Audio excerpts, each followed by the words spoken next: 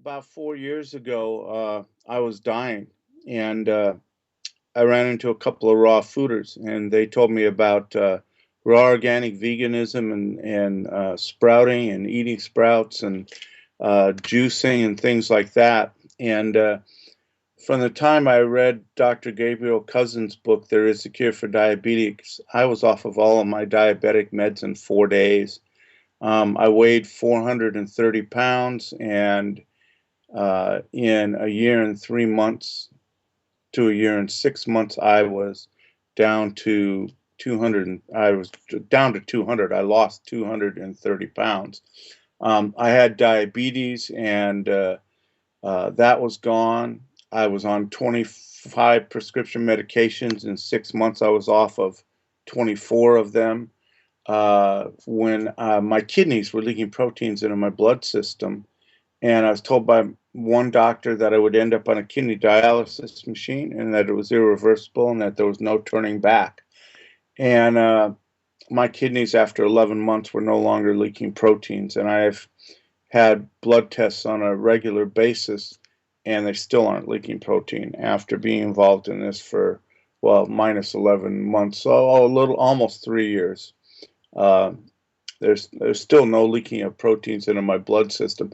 I had colon cancer that was gone in 6 months. I mean, it was just stage one, but still, I used no chemotherapy or radiation. So I had, I mean, I'm alive today because of all of this, and I just I just am about now about getting the word out about this because I'm not an isolated incident. I'm not a